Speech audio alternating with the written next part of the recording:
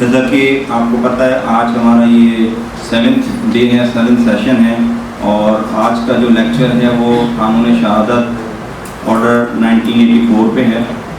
और आज हम वेलकम कहते हैं हमारे honourable retired justice Faheem Siddiqui साहब, वो तशरीफ़ लाए हैं लेक्चर देने के लिए। और सालिम सलाम अंसारी साहब को भी वेलकम कहते हैं और आप सब लोगों को भी। शहादत ऑर्डर 1984, इसके आपके जो हैं 20 मार्क्स हैं और इस कानूनी शहादत ऑर्डर 1984 में तकरीबन 12 चैप्टर हैं और आर्टिकल तकरीबन इसमें 166 आर्टिकल हैं। 166 जो रिपीट हुआ, तो ये आपका सिलेबस है। मैं आज के हमारे honourable justice retired Faheem Siddiqui साहब, जो उन्होंने अपना बहुत मसरूफियात में से अपना वक्त निकाला, पहले तो हम उनके बहुत शुक्रगुजार हैं कि वो यहाँ पे आए और आप लोगों के लिए यहाँ पे लेक्चर देंगे। तो मैं उनको मदद करता हूँ कि वो तशरीफ़ लाएँ और अपने लेक्चर का आगाज़ करें।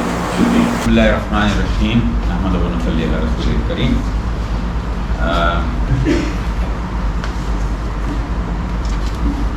अनडिवाइडेड इंडिया में ड्यूरिंग मुगल पीरियड एविडेंस से जो रिकॉर्ड हुआ करती थी वो मुख्तलिफ थी। Mughal courts usually used फतावा Alamgiri, और वहाँ हिंदुस्तान में बहुत से राजवाड़े भी थे। वहाँ पे जो हिंदू राजवाड़े थे वहाँ पे हिंदू शास्त्र जो है उसके तहत अदालतें चला करती थी। अंग्रेज़ जब यहाँ पे आए तो उन्होंने इस बात को महसूस किया कि एक ऐसा सिस्टम होना चाहिए जो कि एविडेंस के हवाले से हर तरह के लोगों को कैटर कर सके। चुनांचे एक कॉन्सोलिडेटेड लॉ ऑफ एविडेंस जो है वो उन्होंने बनाया, जिसको इंडियन एविडेंस एक्ट कहते हैं। It was drafted by sir J.F. Stephen, James Fitzjames Stephen. Sir Stephen एक ज्यूरिस्ट थे और सिर्फ 2 साल इंडिया में रहे हैं, और इस 2 साल के अरसे में उन्होंने बहुत से कवानीन ड्राफ्ट किए या उनमें मदद की। Indian evidence act single handedly draft किया। इसके अलावा कॉन्ट्रैक्ट लॉ हमारा जो है उसमें भी उनका कंट्रीब्यूशन है, और भी बहुत से लॉज हैं जिनमें उनका कंट्रीब्यूशन है। 1947 में पाकिस्तान ने जहां बहुत से और लॉज अडॉप्ट किए तो इंडियन एविडेंस एक्ट भी अडॉप्ट किया, और ये पाकिस्तान में एविडेंस एक्ट के नाम से इस्तेमाल हुआ है। 1984 में जबकि मुल्क में जनरल ज़ियाउल हक साहब की हुकूमत थी, तो ये महसूस किया गया कि जो इस्लामिक प्रोविज़न हैं कुछ वो इसमें ज़रूर होने चाहिए, और फिर जो इंडियन एविडेंस एक्ट था उसको उसमें कुछ रद्द-बदल किए गए, उसके ऑर्डर को चेंज किया गया और उसमें कुछ प्रोविज़न्स शामिल किए गए और उसे कानून शहादत के तौर से प्रोमलगेट किया, जो इस वक्त हमारे पास राइज है।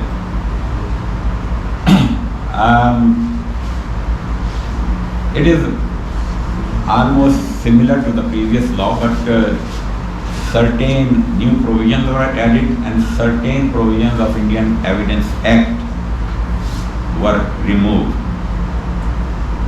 जबकि ऑर्डर में भी चेंजिंग की।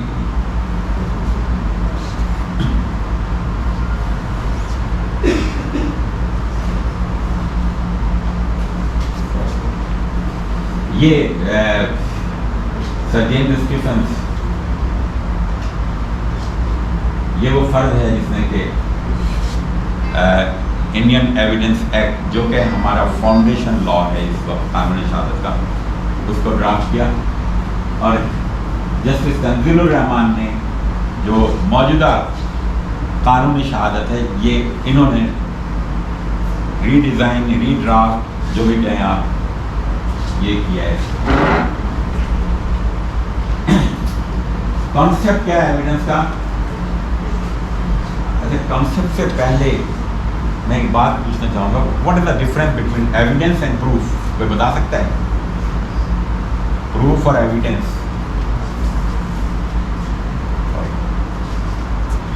इसमें क्या फर्क है? कोई बता सकता है? एनीवन?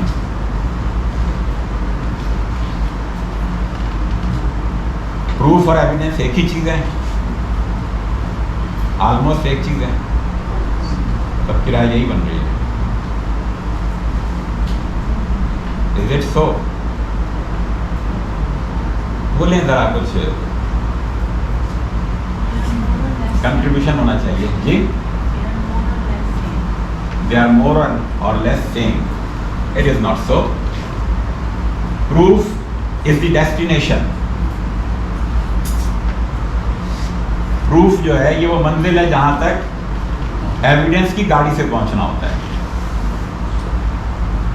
एविडेंस एक टूल है जो यूज किया जाता है प्रूफ तक पहुंचने के लिए। प्रूफ जब आ गया तो फिर तो केस साबित हो गया। तो एविडेंस और प्रूफ में ये फर्क है। अभी आपके इसमें जो है कुछ स्लाइड्स हैं, इसके बाद जो मॉडल क्वेश्चन जो हो सकते हैं 40-50 क्वेश्चन वो भी इसमें मौजूद हैं। मैं साथ साथ से कहूँगा कि ये स्लाइड अगर आप सबसे शेयर करें, क्योंकि मेरी स्लाइड जो है इस पर कोई कॉपीराइट नहीं है, तो ये आपसे शेयर करें, चाहे तो अपनी वेबसाइट के जरिए से जैसे भी। तो एविडेंस जो है ये एक टूल है to determine and discover the truth. सच को, हकीकत को पहचानने का, हकीकत तक पहुंचने का एक टूल है, एक जरिया है एविडेंस, जिसके जरिए से हम सही और गलत की तमीज़ करते हुए जो हक है, जो सच है, वहाँ तक पहुँचने की कोशिश करते हैं। इसमें क्या क्या चीज़ें हैं? टेस्टिमनी ऑफ विटनेस, जो विटनेस कोर्ट में आके जो कुछ कहूँगा, सच कहूँगा कह के जो बयान देता है वो एविडेंस है। इसके अलावा हर वो चीज़, चाहे वो डॉक्यूमेंट हो, चाहे ऑब्जेक्ट हो, पिस्टल, गोली, जो कुछ भी कोर्ट में प्रोड्यूस की जाएगी, मनशियात, ये सब एविडेंस है। जो अल्फाज में बयान किया गया वो भी एविडेंस है, और जो चीज़ें कोर्ट में पेश की गई वो भी एविडेंस है। और एविडेंस के लिए जो बुनियादी चीज़ है कि जो चीज़ कोर्ट में प्रोड्यूस की जा सकती है वो होनी चाहिए जो कि जज अपने 5 सेंसेस से परसीव कर सके। जज सुन सके, देख सके, ज़रूरत पड़े तो सूंघ सके, चखना चाहे तो चख भी सके।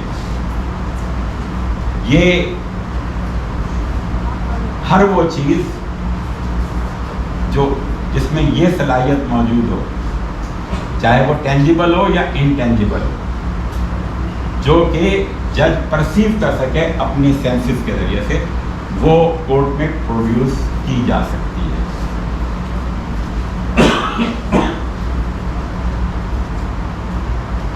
अब फाउंडेशन क्या है एविडेंस लॉ का?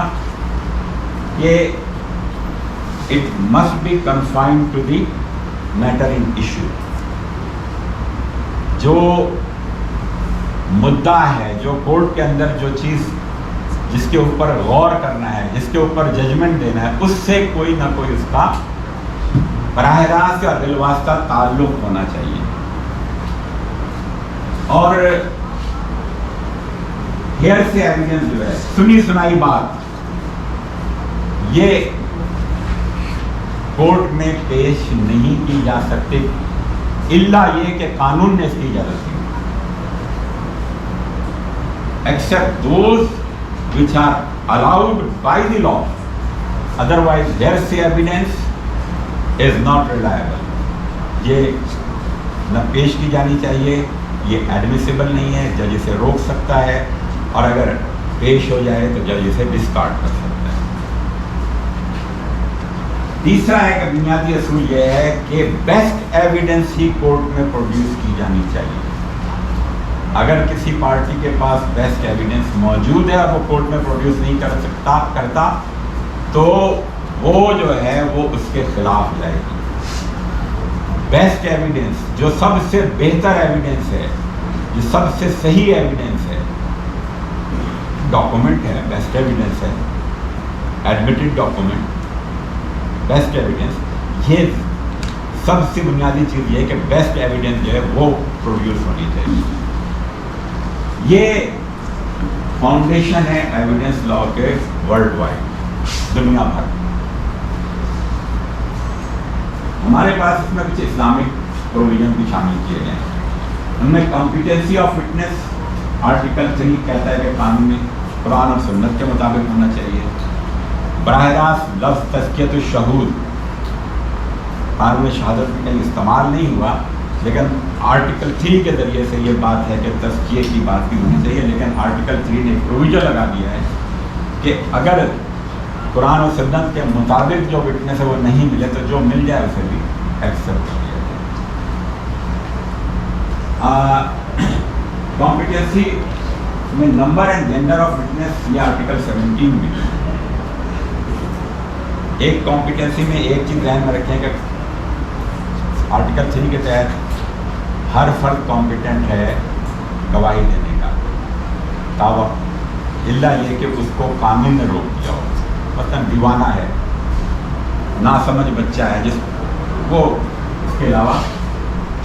और फिर एक और कंडीशन लगाई है कुरान और सुन्नत के मुताबिक। लेकिन अगर कुरान और सुन्नत के मुताबिक गवाह नहीं मिलता, नेक मुत्तकी परहेजगार गवाह नहीं मिलता, तो जो मिल जाए उसे भी लिया जा सकता है। एकम्प्लिस की एविडेंस, ये इस्लामिक प्रोविजन है। एकम्प्लिस की एविडेंस ये पहले एक्सेप्टेबल थी, अब उन्हें कहा कि जी ये हदूद की लॉज में एक्सेप्टेबल नहीं है। मैं सिर्फ शरीफ कोर्ट का भी फैसला आया इसके ऊपर। आर्टिकल 71 में शहादा अलल शहादा, ये एक कॉन्सेप्ट जो कहीं पर नहीं था, ये इसके अंदर शामिल किया गया है लास्ट प्रोविजन के जरिए से। यानी ये कि अगर शाहिद बराह रास्त नहीं मिल रहा है तो शाहिद ने किसी और से कोई बात की हो तो उसको भी प्रोड्यूस किया जा सकता है। वो शाहिद जिसके पेश करना था उसका इंतकाल हो गया, लेकिन उसने ये बात कही है किसी और से, तो उसे भी पेश किया जा सकता है। और 163 आर्टिकल, एक यूनिक आर्टिकल इसमें इंक्लूड किया गया है जो कहता है कि इन सर्टेन केसेस ओथ के ऊपर भी केस का फैसला हो सकता है। एग्जाम में रखिएगा कि ये स्पेशल ओथ नहीं है। स्पेशल ओथ जो कोर्टों में इस्तेमाल होता है वो ओथ एक्ट के तहत है। ये जो है ये एक मुख्तलिफ किस्म का ओथ है जिसे फिक्र में, शरिया में कसामा कहा गया। अगर किसी फर्द का कोई हक है, उसके पास कोई एविडेंस नहीं है, तो अदालत में जाके कहेगा कि मैं कसामा पेश करता हूँ, मैं हलफ पर ये बात कहूँगा कि मेरा ये हक है, और फिर दूसरी पार्टी को ये बात कही जाएगी कि वो उसको हलफ पर डिस्कार्ड करे, उसी नौइयत के हलफ पर उसे डिस्कार्ड करे। अगर वो डिस्कार्ड करने से इनकार कर दे तो उसके खिलाफ डिक्री दे दी जाएगी, अगर डिस्कार्ड कर दे तो सूट खारिज कर दिया जाएगा। ये है 163।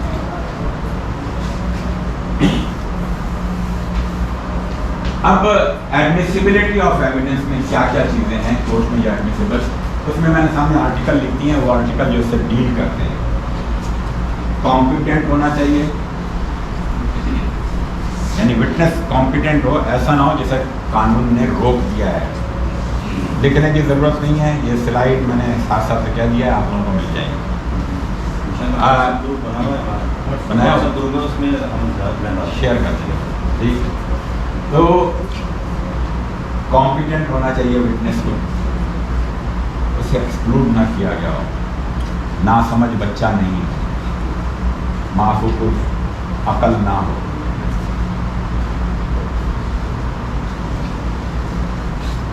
रिलेवेंट हो, जो इशू है, जो मुद्दा है जिसके ऊपर फैसला होना है, उससे उसका ताल्लुक बनता हो।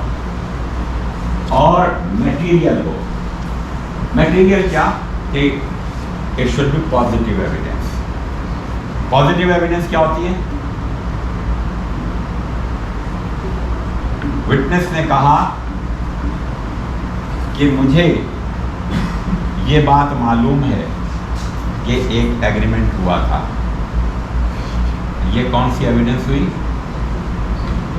मुझे मालूम है, पॉजिटिव एविडेंस। विटनेस ने कहा मुझे मालूम है कि एग्रीमेंट नहीं हुआ था। ये कौन सी एविडेंस हुई? ये भी पॉजिटिव एविडेंस है। विटनेस ने कहा मुझे कुछ नहीं मालूम, ये नेगेटिव एविडेंस है। पॉजिटिव एविडेंस वो होती है जो सच तक पहुंचाए या जिससे ये पता हो कि मुद्दई झूठा है, जो फैसला करने में मददगार हो।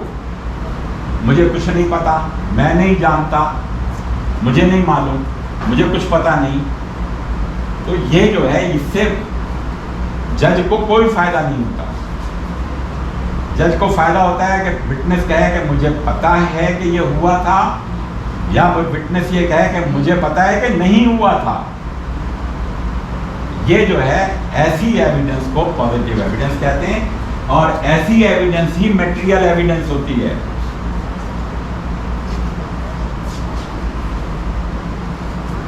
एडमिसिबिलिटी की किस्में हैं, एक है मल्टीपल। मल्टीपल एडमिसिबिलिटी कौन सी होती है? विटनेस कॉम्पिटेंट भी हो, एविडेंस रिलेवेंट भी हो, मटेरियल भी हो, ये तीन चीजें होंगी। मल्टीपल का मतलब बिलीव, तीन चीजें। ये तीन चीजें जब होंगी तो एविडेंस जो है एडमिसिबिलिटी उसकी मल्टीपल होगी। कंडीशनल फैक्ट जो पेश किया गया वो इनएडमिसिबल है when presented but may be relevant in some other situation if developed। Photocopy जो है वो एग्जाम्पल दिए, फोटोकॉपी जो है वो एडमिसिबल नहीं है, लेकिन अगर ये बात इस्टेब्लिश कर दी जाए कि ओरिजिनल ज़ाय हो गया, ये बात इस्टेब्लिश की जाए अदालत में बाकायदा कि ओरिजिनल ज़ाय हो गया, या ओरिजिनल मेरे कंट्रोल में नहीं है, अदर साइड के कंट्रोल में है, तो फिर जो है फोटोकॉपी एडमिसिबल हो जाती है। तो ऐसी सूरत में से हम कहते हैं कंडीशनल एडमिसिबिलिटी। और क्यूरेटिव एडमिसिबिलिटी एक कानून है कि लीडिंग क्वेश्चन एग्जामिनेशन इन चीज में अलाउड नहीं है। लीडिंग क्वेश्चन वो होता है जिसमें के सवाल का जवाब छुपा हो, जिसमें लीड किया जा रहा हो।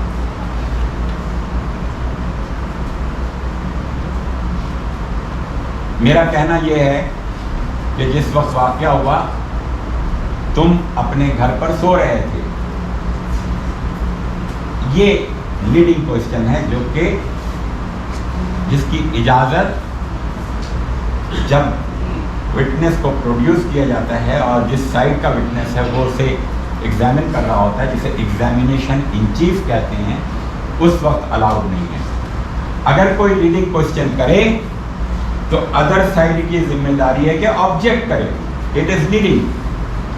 अगर ऑब्जेक्ट नहीं करते और वो क्वेश्चन जो है उसका जवाब आ जाता है, तो वो जो इनएडमिसिबल एविडेंस थी ऑब्जेक्शन ना करने की वजह से एडमिसिबल हो जाएगी।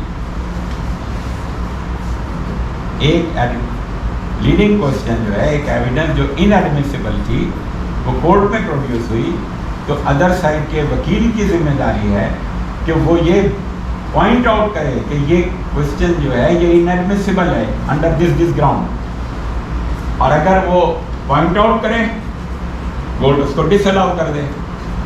बाद औक़ात कोर्ट डिसअलाउ नहीं करती और कोई आई विटनेस नहीं था, लेकिन सर्कमस्टेंसेस उसके इस तरह से कनेक्ट किए गए थे कि वो उसके नतीजे में उसका जो मुल्जिम था, जिसका नाम अमजद था, उसे सजाए मौत हुई और वो एग्जीक्यूट हुई। वो जहर जो इस्तेमाल हुआ था वो रिकवर हुआ, जहाँ से ख़रीदा था वो रिकवर हुआ, वो जिससे ख़रीदा था उसकी एविडेंस आई, वो मेडिकल एविडेंस ने उसको कॉर्पोरेट किया, वो गिलास जिसमें वो जहर दिया गया था उसको भी, तो वो सारे सर्कमस्टेंसेस वो सब कोर्ट में प्रोड्यूस हुए और उसके ज़रिए से ये बात इस्टेब्लिश हुई कि ये फ़र्द कातिल है, उसको भी सज़ाए मौत भी हुई और सुप्रीम कोर्ट उससे को अपहेल हुआ था। तो इसमें यह है कि सर्कमस्टेंसेस जो हैं वो एक से ज़ायद हों, कनेक्टेड हों, ऐसे जैसे चेन बने। तो उसके लिए ये कहा जाता है कि वो चेन जो है वो इस तरह से हो कि सीन ऑफ ऑफेंस से लेकर अक्यूज की नेक तक जो है वो कड़ी से कड़ी मिलती चली जाए। ओरल जो ज़बानी कोर्ट में ली जाती है वो ओरल एविडेंस है। इसके अलावा एक्सट्रिंसिक एविडेंस एक आती है, वो भी ओरल एविडेंस है, लेकिन वो किसी डॉक्यूमेंट के मुतालिक होती है। अगर एक डॉक्यूमेंट जो मिस हो गया, पहले ये एस्टेब्लिश कर दिया गया कि डॉक्यूमेंट जो जल गया, अब जिस फर्द ने देखा था वो डॉक्यूमेंट, वो कोर्ट में खड़े होकर बताता है कि इसमें ये चीज़ें थी।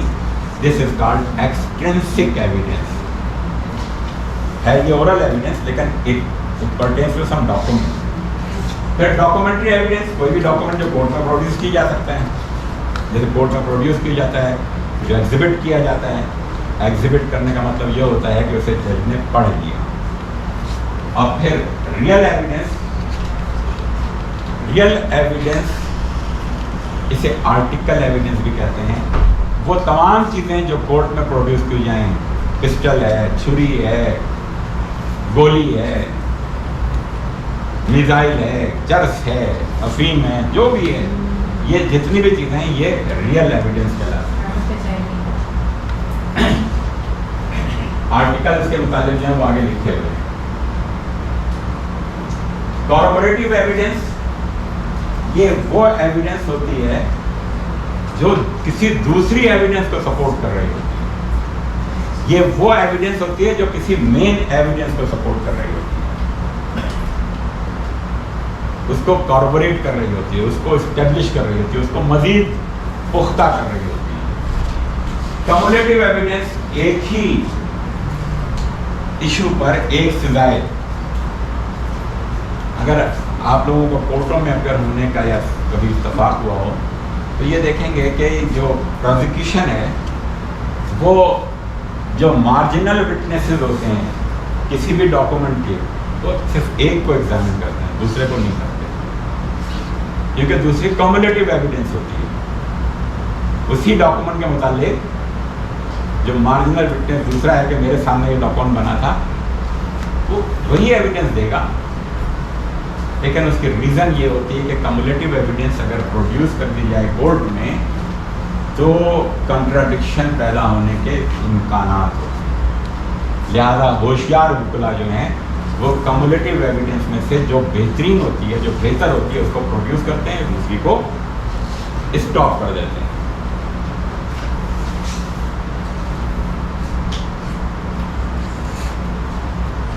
पॉजिटिव एविडेंस, नेगेटिव एविडेंस, अभी बात हुई है। पॉजिटिव एविडेंस वो होती है जो कि मामले तक पहुंचाए या मामले के ना होने तक पहुंचाए, और नेगेटिव एविडेंस वो होती है जिससे कुछ भी पता ना चले।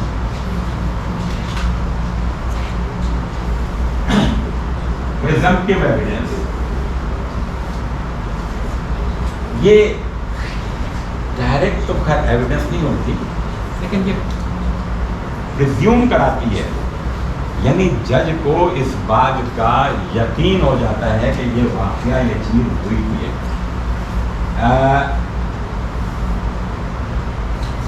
प्रिविलेज एविडेंस आर्टिकल लिखे हुए आगे, ये प्रिविलेज वकील के प्रिविलेज है कि वो अपने क्लाइंट के मुतालिक कोई बात जो उससे उसके चैम्बर में हुई है वो उसके प्रिविलेज में है, नहीं बताएगा। कोई उसका क्लाइंट आके कहा है कि उसने ये हरकत की है तो नहीं बताएगा। अलबत्ता अगर वो क्लाइंट आके ये कहे कि मैं फला जुर्म करने जा रहा हूँ, अब ये प्रिविलेज नहीं है, फिर उसे पुलिस को बताना है। जुर्म के अंदर वो कभी भी वकील जो है साजगार और मददगार नहीं होता, मुजरिम की मदद कर सकता है, वो जाए। प्रिविलेज एविडेंस आपने अक्सर देखा होगा कि मुखबिर खास पुलिस की प्रिविलेज है, उसका नाम नहीं बताएंगे। अच्छा, लॉ में लफ्ज इस्तेमाल है वेंस द इंफॉर्मेशन रिसीव, मतलब कब और कहां, by whom and whence the information is receive. तो ये प्रिविलेज में पुलिस वाले के। वेंस का मतलब होता है कब और कहां। पुलिस वाले को ये तो पता है कि नाम नहीं बताना, लेकिन ये बता देगा कि वो जी सूबेदार से फलां जगह पे मिला था, फलां वक्त मिला था, ये बता देता। हालांकि ये भी उसके प्रिविलेज में है। प्रिविलेज एविडेंस जो है, ये जिसकी प्रिविलेज होती है वो उसे कोर्ट में देने से रिफ्यूज कर सकता है। वो ये कह सकता है कि ये मेरे प्रिविलेज में है, मैं इसका जवाब नहीं दूंगा, क्योंकि लॉ ने मुझे इसकी इजाज़त दी है कि मैं इसे विदहोल्ड कर सकता हूँ, इस इंफॉर्मेशन को मैं विदहोल्ड कर सकता हूँ, मैं रोक सकता हूँ, इसकी मुझे लॉ ने इजाज़त दी है। तो कानून शहादत में कुछ प्रिविलेजेस हैं, वकील का है, मियाँ बीवी के दरमियान जो कम्युनिकेशन हुई है उसमें उसको भी प्रिविलेज हासिल है,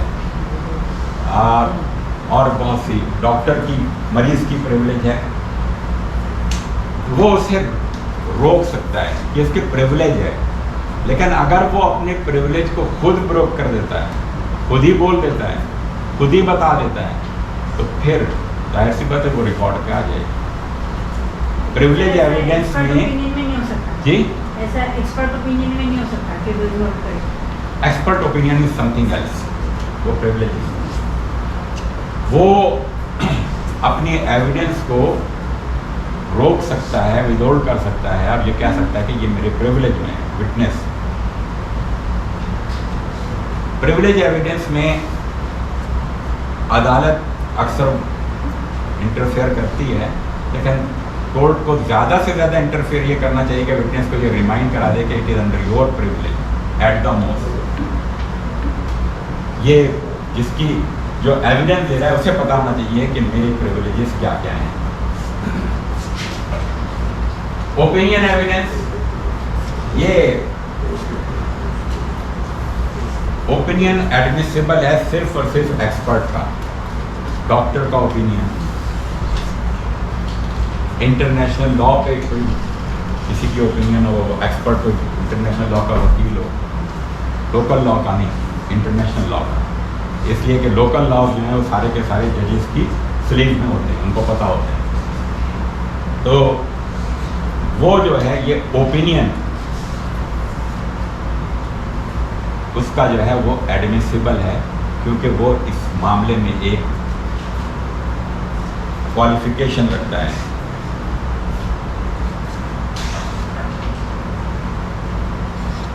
सोर्सेज क्या हैं? टेस्टिमोनियल एविडेंस होती है, वही चीज़ है जो अभी बात होती है, real and objective article evidence और डॉक्यूमेंट्री एविडेंस। ये 3 सोर्सेज है जिनसे कि एविडेंस कोर्टों में आती है। या तो विटनेस के ओरल स्टेटमेंट होता है, टेस्टिमोनी उनकी है, या कोई चीज़ जो प्रोड्यूस की जाती है उसके ज़रिए से आती है कोर्ट के अंदर, या जो डॉक्यूमेंट प्रोड्यूस किए जाते हैं वो उनके ज़रिए से। Admissibility, relevancy, reliability and competence. Admissible वही बात होती थी, अभी भी हुई थी कि जो रिलेवेंट एविडेंस है वही एडमिसिबल भी है। और जैसे पब्लिक पॉलिसी के तहत एक्सक्लूशन ना किया गया। पब्लिक पॉलिसी क्या है? Privileges the public policy. Privilege public policy है। पब्लिक पॉलिसी पब्लिक के इंटरेस्ट में कुछ लोगों को प्रिविलेजेस दी गई हैं, मगर वो प्रिविलेज ब्रेक की जा सकती है। इसके अलावा कुछ चीज़ों को जो है पब्लिक पॉलिसी में एक्सक्लूड किया गया है, जिन्हें हम सीक्रेट कहते हैं, ऑफिशियल सीक्रेट्स। वो कोर्ट में प्रोड्यूस नहीं किए जा सकते, या अगर प्रोड्यूस करने की ज़रूरत पड़े तो ओपन कोर्ट में नहीं। और ओपन कोर्ट में प्रोड्यूस ना करने के बाद चैम्बर में अगर जज को कोई सीक्रेट डॉक्यूमेंट या कोई चीज़ दिखाई गई है तो वो जज जो है वो अपने जजमेंट में उसको प्रोड्यूस नहीं करता, उससे अपना सिर्फ माइंड ज़रूर क्लियर करता है, जजमेंट में नहीं लेकर। रिलेवेंसी एक लीगल कॉन्सेप्ट है, यानी जो मैटर है या बराह रास्त या उससे ताल्लुक़ हो या उससे कोई बिलवास्ता ताल्लुक़ हो, वो रिलेवेंट होता है। और एडमिसिबिलिटी ऑफ फैक्ट, अभी एडमिसिबिलिटी पे बात की थी मैंने कि 3 तरह की एडमिसिबिलिटी होती है। और रिलायबल एविडेंस। अब रिलायबिलिटी ऑफ एविडेंस जो है ये यही एक पॉइंट है जहाँ पर फैसला होता है। विटनेस प्रोड्यूस हो गया, कोर्ट में उसने अपना स्टेटमेंट रिकॉर्ड किया, उसके स्टेटमेंट की बुनियाद पे अब ये जज परसीव करता है कि विटनेस ने कितना सच बोला, कितना झूठ बोला। एक बात ज़हन में रखें कि अगर विटनेस ने कुछ सच और कुछ झूठ बोला है तो उसकी सारी की सारी एविडेंस डिस्कार्ड नहीं होगी, सिर्फ वो पोर्शन जो जज ने ये परसीव किया है, ये समझा है कि वो झूठ है, वो डिस्कार्ड होगा, जो सच है वो कंसीडर किया जाएगा। तो विटनेस अमूमन जो कोर्ट में आते हैं वो ऐसे होते हैं जो पूरा सच नहीं बोलते। पूरा सच ना बोलने की वजह ये नहीं है कि विटनेस झूठा होता है, उसकी याददाश्त का मसला होता है। मामला गुजरे हुए इतना टाइम हो चुका होता है, मसले को समझने में उसे गलतफहमी हुई होती है, समझ नहीं आया हो, उसका देखने का एंगल जो है वो मुख्तलिफ होता है। देखने के एंगल से जो है वो ये समझ रहा है कि बंदा जो है वो लंबे कद का है, हालांकि वो लंबे कद का नहीं, छोटे कद का था, उसके एंगल से उसको लग रहा था कि वो लंबे कद का था। मिसकंसेप्शन होता है। एक बड़ा इंपॉर्टेंट मिसकंसेप्शन है, जैसे हम कहते हैं क्रॉस जेंडर मिसकंसेप्शन। एविडेंस की जो ज्यूरिस्प्रूडेंस है, क्रॉस जेंडर, हमें अपनी पाकिस्तानी लोग जो हैं उनकी तो शक्लें पहचानने में कोई प्रॉब्लम नहीं होता, लेकिन जापानियों की शक्ल पहचानने में 4 जापानियों को अगर एक के बाद एक हमारे सामने लाया जाए तो हमें थोड़ा सा प्रॉब्लम होगा कि ये पहले ये आया था या पहले ये आया था। इसे कहते हैं क्रॉस जेंडर मिसकंसेप्शन। जापानियों को हमें भी ऐसे ही पहचानने में दिक्कत होती है, ये भी बता दूं आपको, उन्हें हमें पहचानने में भी ऐसे ही दिक्कत होती है, चीनियों और जापानियों को जैसे हमें होती है।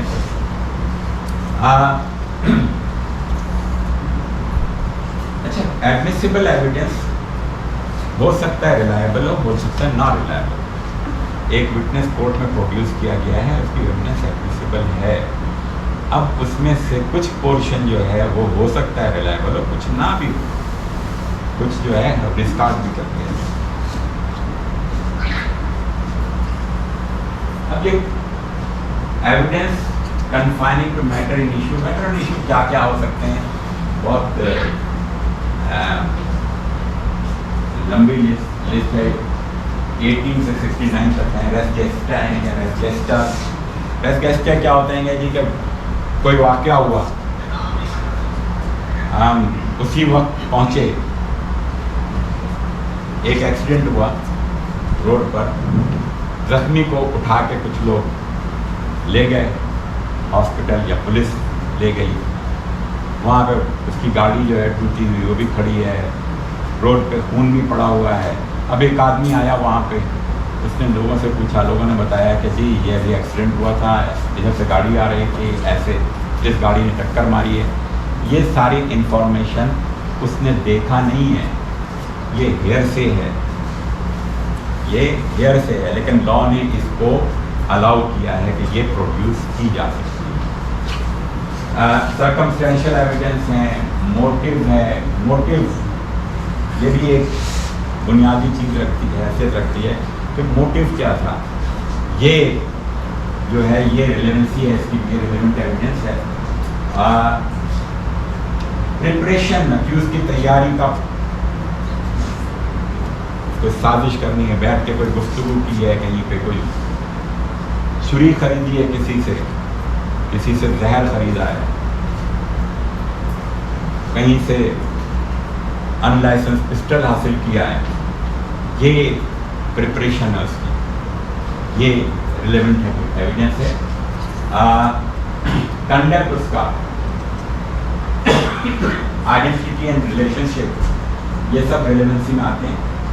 आइडेंटिकल ब्रेड जो थी वो एलिबाई, मैं मौजूद ही नहीं था इसको इस्टेब्लिश करने के लिए, alibi I was not there. Conspiracy की एविडेंस, साजिश, वो की बड़ी मुश्किल है साबित करना, लेकिन बैठ कर राइट्स एंड कस्टम्स, हमारे रस्म और रवाज हैं, ये चीज़ हमारे रस्म में है, तो रस्म इस्टेब्लिश की जा सकती है, लेकिन वो रस्म और रवाज लीगल होने चाहिए, लॉफुल होने चाहिए, कारोकारी रस्म और रवाज नहीं है। Similar fact evidence, admission, confession, time declaration, statement, special circumstances, जैसे डॉक्यूमेंट लॉस हो गया है उसकी मुतालिक गवाही, रिलेवेंट जजमेंट अगर उससे मुतालिक हैं तो भी ये अमूमन कोर्ट में विटनेस प्रोड्यूस नहीं करते, ये खुला प्रोड्यूस करते हैं। Expert opinion, character evidence of parties, civil और क्रिमिनल केसेस दोनों में है, लेकिन क्रिमिनल केसेस में अक्यूज का कैरेक्टर जो है वो रिलेवेंट नहीं है, अक्यूज का कैरेक्टर रिलेवेंट नहीं है। अक्यूज पाजी है, बदमाश है, हुआ करे, लेकिन अगर अक्यूज ओथ पर आके ये कहता है कि मैं हाजी हूं, मैं नेक हूं, अब उसका कैरेक्टर रिलेवेंट हो जाएगा। वैसे अक्यूज का कैरेक्टर रिलेवेंट नहीं है, लेकिन अगर उसने आके कोर्ट में ये कहा कि मैं तो सबसे अच्छा, सबसे नेक, सबसे ईमानदार, सबसे शरीफ आदमी हूँ, अब उसके कैरेक्टर को प्रोसिक्यूशन डेंट डालने की कोशिश कर सकती है क्रॉस में, जो उसको मौका दिया जाता है। गोल्डन रूल्स क्या है? Only relevant evidence should be admitted, पहली बुनियाद पे। Best evidence should be produced, presented. Oral evidence should be direct and positive. ये गोल्डन रूल है, इसका ये मतलब नहीं कि इनडायरेक्ट एविडेंस ओरल जो है एडमिसिबल नहीं है। जहां तक मुमकिन हो डायरेक्ट और पॉजिटिव। पॉजिटिव एविडेंस क्या होनी चाहिए? मुझे पता है या मुझे पता है कि ऐसा नहीं हुआ। हेयर से एविडेंस में भी एडमिसिबल इन स्पेशल सर्कमस्टांसेस। वो क्या है? टाइम डिक्लेरेशन, हेयर से एविडेंस है, क्या हेयर से एविडेंस है। एक और भी डिस्कस की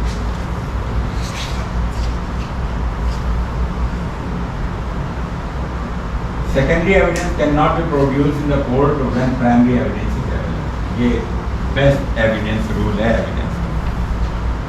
सेकेंडरी एविडेंस नहीं प्रोड्यूस की जाएगी अगर प्राइमरी मौजूद है। कब इनएप्लीकेबल होगा ये रूल? जब प्राइमरी एविडेंस लॉस्ट हो गई, डॉक्यूमेंट ज़ाया हो गए, ओरिजिनल अदर साइड की कस्टडी में, when the original is public record. Public record अगर है तो पब्लिक रिकॉर्ड कोर्ट में नहीं लाया जाता, उसकी सिर्फ और सिर्फ सर्टिफाइड कॉपी लाई जाती है। सर्टिफाइड कॉपी जो है वो है तो सेकेंडरी एविडेंस, लेकिन ये लॉ ने एडमिसिबल की है पब्लिक रिकॉर्ड की। पूरा पब्लिक का पूरा रजिस्टर उठा के लाने की जरूरत नहीं है, सिर्फ और सिर्फ सर्टिफाइड कॉपी।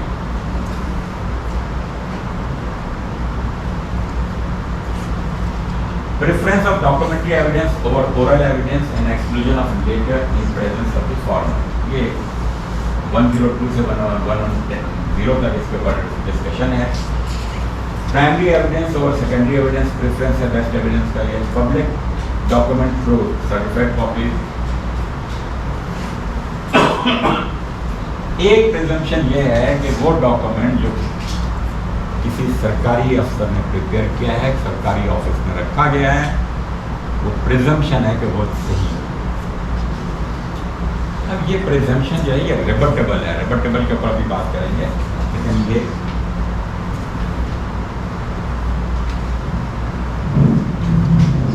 हियर से रूल क्या है? एन इंडिविजुअल में only testify on matter based on his और हर पर्सनल नॉलेज।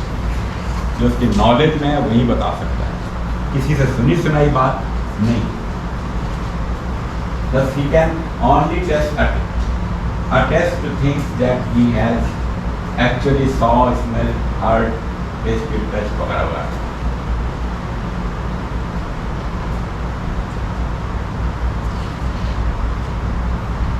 अच्छा, क्यों इनएडमिसिबल है? ये बेस्ट एविडेंस नहीं है। पहली बात तो ये हियर से जो है बेस्ट एविडेंस नहीं है, बेस्ट एविडेंस ही प्रोड्यूस की है। ये डायरेक्ट एविडेंस भी नहीं है, सिर्फ डायरेक्ट एविडेंस ही अलाउड है।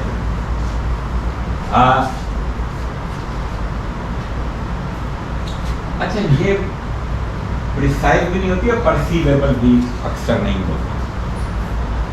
प्रिसाइज भी नहीं है, परसीवेबल इस हवाले से कि जब विटनेस कोर्ट में खड़े होकर बोल रहा होता है डायरेक्ट एविडेंस, तो सिर्फ उसके अल्फाज नहीं सुने जा रहे होते, उसका डिमेनर भी देखा जा रहा होता है, उसका अंदाज, कैसे बात कर रहा है, क्या है, इसको भी कोर्टें ऑब्जर्व करती हैं। और बात औकात अगर इम्पोर्टेंस समझी जाए तो उसको रिकॉर्ड भी करती हैं।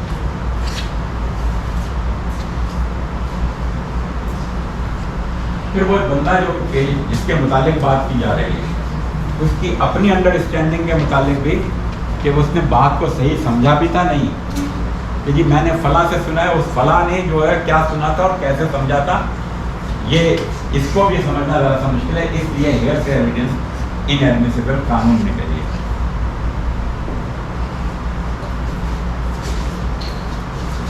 Thank you. अब एक्सेप्शन क्या है? हियर से कि जैसे मैंने बताया कि अभी भी वो extra judicial admission and confession if it is established that the same was voluntary. Extra judicial अमूमन नहीं माना जाता, लेकिन ये पहले इस्टेब्लिश कर दिया जाए कि ये वॉलंटरी था, तो फिर शायद bank declaration and other similar statement made before another court in certain cases वो भी स्टेटमेंट अंडर स्पेशल सर्कमस्टेंसेस 48 से 51 में हमने जिक्र किया गया है, अमूमन कारोबारी मामला में होता है। प्रिजम्पशन, काफ़ी बात हो गई है प्रिजम्पशन पर भी। It is an idea taken to be true on the basis of probability. Probability के ये दुरुस्त भी है या नहीं है, ये प्रिजम्पशन ये है।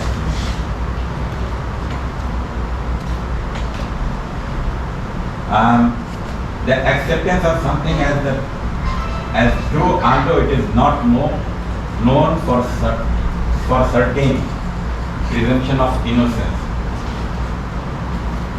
ये लॉ ने कह दिया है कि ये अक्यूज जो है वो इनोसेंट, सर्टेन तो नहीं है लेकिन लॉ ने कहा है, तो अक्यूज जब तक कि वो अपना मुंह नहीं खोलेगा तब तक वो इनोसेंट ही समझा जाएगा।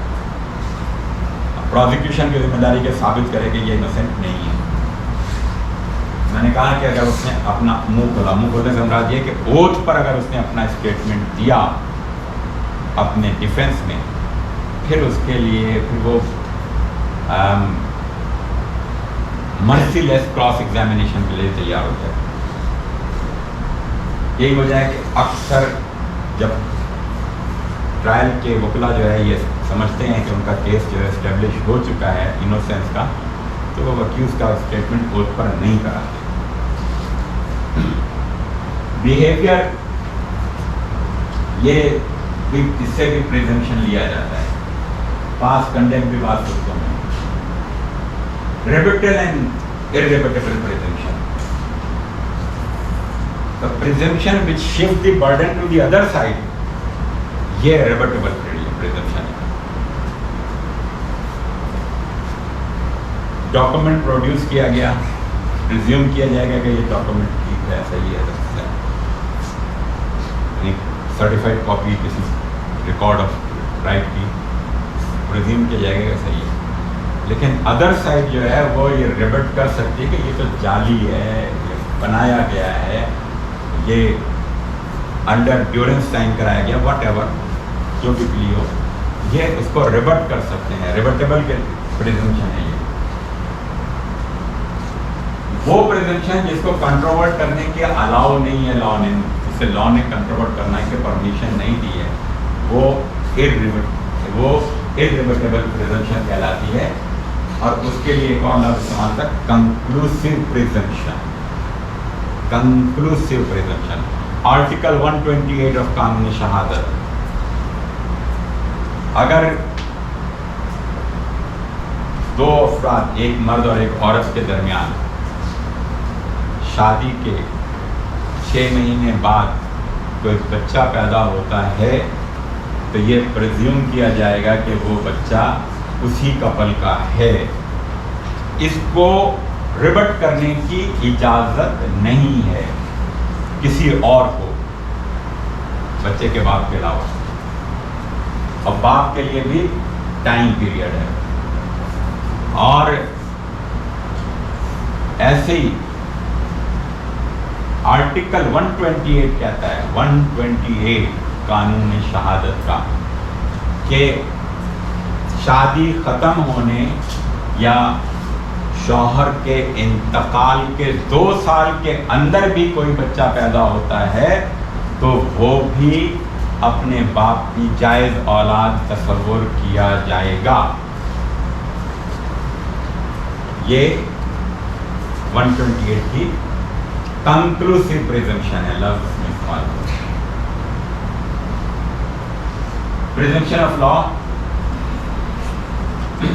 certain presumption जो लॉ ने अलाउ किए हैं, accused is innocent, the duty performed by the government official is in accordance with law, official government record is genuine। ये वो presumption है जो कि लॉ ने दी। और under the law all these presumption are rebuttable, इनको रिबट किया जा सकता है। सिर्फ कंक्लूसिव प्रिजम्पशन जो है वो रिबटेबल नहीं है। प्रिजम्पशन ऑफ फैक्ट्स जो है ये रिबटेबल है। प्रिजम्पशन ऑफ लॉ भी रिबटेबल है। Presumption of law which is वो रिबटेबल है। आर्टिकल 55 128। बर्डन ऑफ प्रूफ, जो पार्टी केस अपना दावा पेश कर रही है उसी के ऊपर बर्डन है। जो बात अपनी कह रहे हैं, प्लेंटिफ ने एक बात की, प्लेंटिफ को साबित करना है। अलबत्ता डिफेंडेंट ने भी कोई क्लेम कर दिया तो वो क्लेम उसको साबित कर दिया, जिसने जो क्लेम किया है वो उसे साबित कर।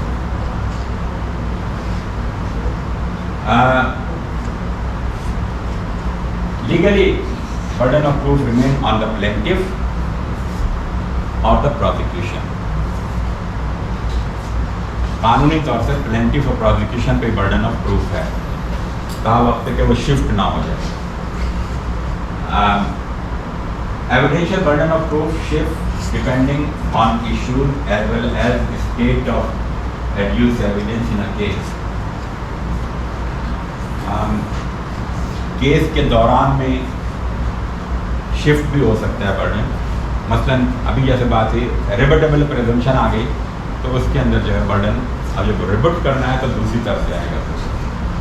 या अक्यूज ने ओथ पर यह कहा कि मैं शरीफ आदमी हूँ, तो अब इसको रिबट किया जा सकता है. Burden of proof is on one who is desirous of having a decision by court and likely to fail if no evidence is produced. जो अपने हक में फैसला चाहता है उसी के ऊपर बर्डन है.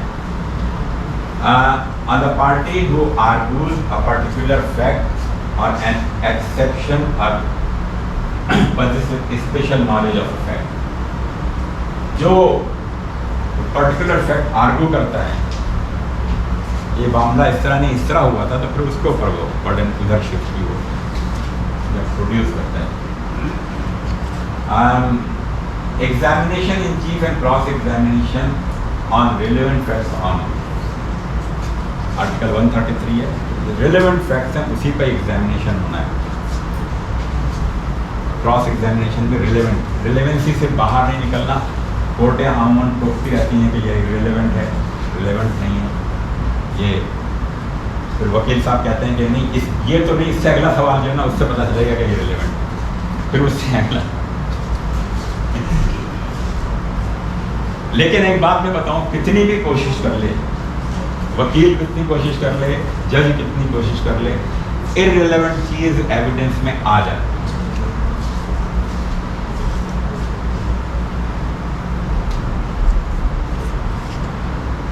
लीडिंग क्वेश्चन क्रॉस एग्जामिनेशन में किए जा सकते, एग्जामिनेशन इन चीफ में तो नहीं हो सकते. क्रॉस एग्जामिनेशन में लीड करना चाहे कोई करे. अच्छा, लीडिंग क्वेश्चन में आपको एक और बात बताऊं कि कोर्ट की इजाज़त से leading question examination in chief में भी हो सकता है. कब होता है अमूमन ऐसा, कोई बता सकता है? कोर्ट की इजाज़त से जब एक मासूम बच्चा विटनेस के तौर से पेश किया जा रहा है, उसकी अंडरस्टैंडिंग को उसके कोर्ट ने जज कर लिया. अब ऐसी सूरत में मुद्दा को बात को मुकम्मल तौर से वाज़ेह करने के लिए लीडिंग क्वेश्चन करने की इजाज़त कोर्ट से ली जा सकती है, मगर लीडिंग क्वेश्चन डायरेक्ट नहीं, बगैर परमिशन ऑफ कोर्ट के नहीं पेश किया जा सकता. इजाज़त ली जा सकती है और ऐसे विटनेस के सामने अमूमन लीडिंग क्वेश्चन की इजाज़त दे दी जाती है.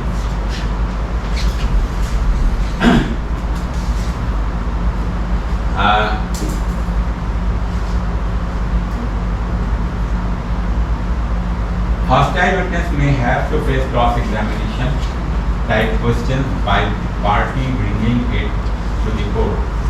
अच्छा देखें, hostile witness वो होता है जो पेश तो एक पार्टी ने किया. एक बात ध्यान में रखिएगा, आमतौर से लोग समझते हैं hostile witness झूठा होता है. झूठा नहीं होता, जरूरी नहीं कि वो झूठा हो. पेश एक पार्टी ने किया, लेकिन वो जिस पार्टी ने पेश किया उसके इंटरेस्ट के खिलाफ गवाही देने लगा, या कुछ गवाही उसने उसके इंटरेस्ट के खिलाफ दे दी. अब इस मौके पे जिस पार्टी ने पेश किया है उसका वकील उसकी सारी एविडेंस को इवेलुएट करेगा जो कोर्ट में रिकॉर्ड हुई है, और फिर वो डिसाइड करेगा कि इसे हॉस्टाइल डिक्लेयर किया जाए या ना किया जाए.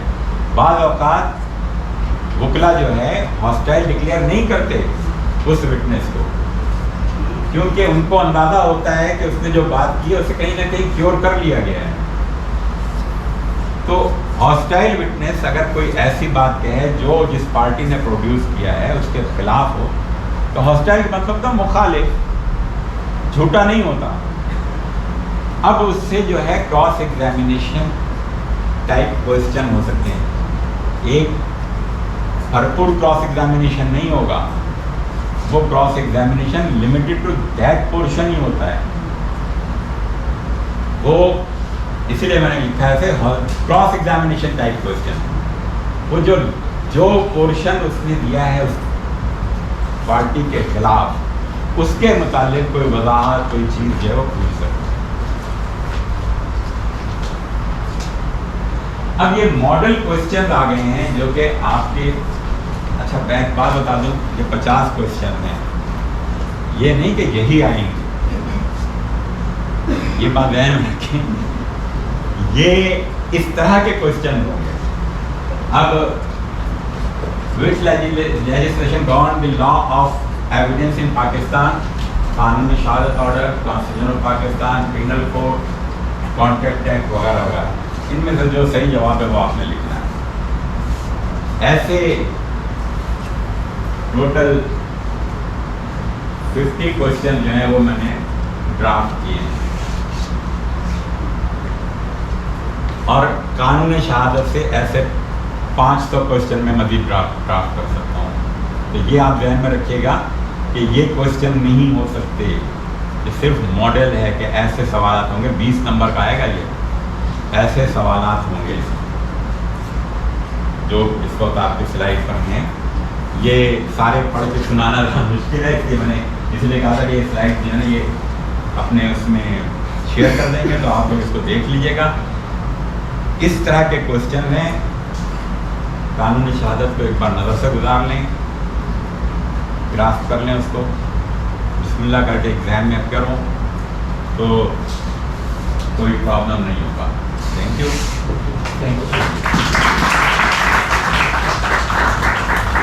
Thank you honourable retired justice Faheem Siddiqui साहब, माशाल्लाह बहुत ही लेंदी और डिटेल और बहुत क्लियरिटी के साथ मैं समझता हूँ दिया, और बड़ी अपनी एग्जांपल्स जो इन्होंने प्रोड्यूस की, बड़ी अच्छी एग्जांपल्स थी। तो मैं समझता हूँ आपके लिए बहुत ही फ़ायदेमंद लेक्चर होगा। और जैसा कि इन्होंने कहा कि मुझे ये स्लाइड्स दे देंगे तो मैं इंशाल्लाह ये व्हाट्सएप पे भी अपलोड कर दूँगा। और मैं यहाँ पे एक बात ज़रूर बताऊँ कि इनका देखें माशाल्लाह एक ऐसा इंटरेस्ट था लेक्चर का कि इनकी तबीयत ख़राब थी, उसके बावजूद जो है वो यहाँ पे तशरीफ़ लाएंगे। बहुत ज़्यादा मुश्किल के लिए बहुत शुक्रिया। अच्छा, आज के हमारे जो मोटिवेशनल स्पीकर हैं वो भी यंग, डायनेमिक और एनर्जेटिक लॉयर हैं और हमारे जो हैं सिंध हाई कोर्ट बार के इस वक्त के जनरल सेक्रेटरी हैं। और मैं समझता हूँ किसी भी काम में देर नहीं करते, अच्छे काम में। और मैंने जब भी इनसे कहा कि भाई ये हमने ये प्रोग्राम करना है या हमने कोई मेडिकल कैंप लगाना है या कोई भी लॉयर की वेलफेयर के लिए काम करना है, तो इन्होंने मेरे ख्याल से आधा भी नहीं सुना होगा, वहाँ से ओके हो जाती। तो मैं इनका भी बहुत शुक्रगुजार हूँ कि ये तशरीफ़ लाया, और मैं इनसे दरख्वास्त करूँगा कि आएँ यहाँ पे और आपसे जो है अपने कुछ बता सकें। मैं आप सबसे ये कहूँगा कि जो प्रोफेशन आपने चूज़ किया है इस वक्त इससे ज़्यादा डिमांडिंग कोई प्रोफेशन नहीं है। एक वक्त था तब लोग प्रेफर करते थे कि उनके बच्चे डॉक्टर बने, इंजीनियर बने, लेकिन आज लोग प्रेफर करते हैं कि उनके बच्चे जो हैं वो लॉयर बने। उसके बिहाइंड जो रीज़न है, जो एडुकेसी का स्कोप था, वो पहले लोगों को नहीं मालूम था, लेकिन अब लोगों को मालूम हो गया है कि जो वकील है वो मुख्तलिफ डायमेंशन में काम कर सकता है। आप सिर्फ प्रैक्टिस कोर्ट में नहीं कर सकते, आप बीइंग लीगल एडवाइज़र कहीं जाके काम कर सकते हैं, आप as assistant attorney general, as attorney काम कर सकते हैं, आप कोऑपरेटिव साइड पे काम कर सकते हैं, आप रजिस्ट्रार साइड पे काम कर सकते हैं, आप लीगल एडवाइज़र के तौर पे काम कर सकते हैं, आप जज बन सकते हैं। इसमें इतनी ज़्यादा आप टीचर बन सकते हैं, आप एजुकेशन दे सकते हैं, क्योंकि इस लॉयर्स जो हैं वो आगे जाके प्रोफेसर भी बनते हैं हमारे लॉ कॉलेजेस में। इसमें इतनी ज़्यादा अपॉर्चुनिटीज़ हैं कि आप खुद इंशाल्लाह ताला जब आएंगे तो उसको फील करेंगे। और उसका आप अंदाज़ा इस बात से लगा सकते हैं कि एक वक्त होता था ऐसे ही आप जाते थे और आपका LLB में एडमिशन हो जाता था और एक एक क्लास में बहुत नंबर ऑफ़ स्टूडेंट्स होते थे। विद द टाइम अब आप देखेंगे कि कोई भी कॉलेज 100 से ज़्यादा स्टूडेंट्स को नहीं ले सकता है। आप देख सकते हैं कि उसका एक प्री एडमिशन टेस्ट इंट्रोड्यूस हो चुका है लेट के नाम से। फिर अब आप आगे चलते हैं, आफ्टर दैट आपका गेट का टेस्ट आ गया है। गेट के टेस्ट के बाद आप इंशाल्लाह ताला अल्लाह ताला आप सबको कामयाबी दे, जब आप आगे चलेंगे तो आपका एक ट्रेनिंग सेशन होगा जो कि 15 दिन की ट्रेनिंग होगी जो सिंध बार कौंसिल कराएगी सिंध जुडिशल एकेडमी के थ्रू। ये सब चीज़ें ये बात बता रही हैं कि इस प्रोफेशन की डिमांड कितनी बढ़ चुकी है और इस प्रोफेशन की इम्पोर्टेंस कितनी है। मेरे ख्याल से आप सब मौजूदा हालात में कुछ उन लकी लोगों में से हैं जो इसमें एडमिशन लेके आगे आ चुके हैं। विद द टाइम लेट बहुत हार्ड होता जाएगा, विद द टाइम गेट का टेस्ट बहुत हार्ड होता जाएगा और वो जो लोग इन फ्यूचर जो आएंगे उनमें वो लोग होंगे जो एक्स्ट्रा ऑर्डिनरी एबिलिटी रखते हुए रख रहे होंगे। तो अल्लाह ताला ने आपको अपॉर्चुनिटी दी है, आप अपनी मेहनत कीजिएगा, आप अपनी कोशिश कीजिएगा। खाली जुडिशरी नहीं है, पॉलिटिकल साइड पे हमारे काफ़ी है। अगर एक वकील सुप्रीम कोर्ट का, हाई कोर्ट का, नीचे सेशन जज, सिविल जज, जस्टिस बन सकता है, जज बन सकता है, तो सिमिलरली वकील जो है वो लोग मिनिस्टर भी बनते हैं, वकील सेनेटर भी बनते हैं, वकील यहाँ पे मुख्तलिफ़ जगहों पे पॉलिटिकली भी वकील की एक रिस्पेक्ट है और उसकी एक अपना जो है वेट है। और एक बात कहूँगा कि वकील में एक एक्स्ट्रा ऑर्डिनरी ताकत भी होती है। ये प्रोफेशन, ये काला कोट आपको ताकत देता है, लेकिन इसको मिसयूज़ करने से अवॉइड कीजिएगा। जो रूटीन में हमें देखने में आ रहा है कि हमारे यंगस्टर्स जो हैं कुछ इस काले कोट को प्रोटेक्शन के तौर पे भी यूज़ कर रहे हैं। तो कोशिश कीजिएगा कि आप जो भी काम करें वो डिग्निटी ऑफ बार के मुताबिक हो और आप किसी का हक नहीं खाएं, किसी की हक तलफी मत कीजिएगा, जल्दी में नहीं रहिएगा। वकालत में और किसी दूसरे प्रोफेशन में एक मेजर डिफरेंस है, याद रखिएगा। वकालत के बारे में कहते हैं कि ये आम का दरख्त है, ये फल थोड़ा देर से देता है लेकिन बहुत लॉन्ग लास्टिंग देता है। इसमें अगर आप आ जाएंगे फील्ड में, अपनी कंसंट्रेशन से खड़े हो जाएंगे, शुरू के 6 महीने 8 महीने डिफ़िकल्ट होंगे, फिर आपके पास 1 केस 2 केस 3 4 ऐसे करते करते करते आपके पास नंबर ऑफ़ केसेस आ जाएंगे और इंशाअल्लाह ताला आप सक्सेसफुल होंगे। लेकिन थोड़ा सा सब्र, जल्दी नहीं, आउट ऑफ वे जाने की कोशिश नहीं कीजिएगा। कोशिश कीजिएगा कि जो भी आप काम करें, अपॉर्चुनिटीज़ यहाँ पे अच्छी भी आएंगी आपके पास, बुरी भी आएंगी, चूज़ आपने करना है। लेकिन जो भी आप सिलेक्शन करोगे वो आपके करियर पे इफ़ेक्ट करेगी। आज आपको हो सकता है पता नहीं चले, जब आप इनरोल्ड हो जाएंगे इन इनिशियल स्टेजेस पे कि इस जो आपने राइट वे चूज़ किया उसकी क्या इंपॉर्टेंस है या जो रॉन्ग वे। लेकिन विद द टाइम जब आप आगे बढ़ेंगे फिर आपको एहसास होगा, लोग आपको जानने लगेंगे। ये एक फैमिली की तरह है, हमारा डेली इंटरेक्शन होता है एक दूसरे से, हम डेली आते हैं, हम सब एक दूसरे को जानते हैं। फिर लोग आपको जानने लगेंगे, वो कहेंगे कि he is a good lawyer, he is honest person, ये चीटर है, ये हार्ड वर्किंग है, ये वर्ड्स मिलेंगे, ये टाइटल्स विद द टाइम मिलते हैं, सही है। और ये टाइटल आपने चूज़ करने हैं और आप जो चूज़ करोगे वो अपने कंडक्ट के थ्रू, अपने हार्ड वर्क के थ्रू करेंगे। तो मैं आप सबको गुड लक कहता हूँ। मैं एहसास भाई को का शुक्रगुजार हूँ। हमने ये कराची बार से लॉ गेट की ट्रेनिंग का फर्स्ट टाइम, मैं तब कराची बार जनरल सेक्रेटरी था, तब हमने ये कोशिश की थी, फर्स्ट अटैम्प्ट की थी कि जो लॉ गेट है उसकी प्रिपरेशन की जाए। फिर उसके बाद हमने सेकंड अटैम्प्ट, जब अभी मैं हाई कोर्ट में आया जनरल सेक्रेटरी, वहाँ पे एक हमने सिलेबस बनाया था, 2 बैचेस को उस टाइम कराया था।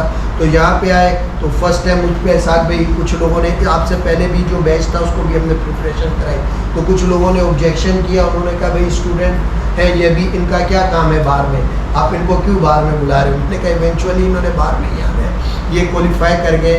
तो हमने उस पर हार्ड वर्क किया। अभी सालिम अंसार, सालिम भाई, इसहाक भाई आपके लिए एक्स्ट्रा ऑर्डिनरी मेहनत कर रहे हैं। फ़हीम सदीकी साहब जैसे आपको जो है लेक्चरर आके, टीचर्स आके जो है वो दे रहे हैं आपको। मैं जो आपको बात कर रहा था फ़हीम साहब से, मुझे याद आता है मेरे पास एक केस था।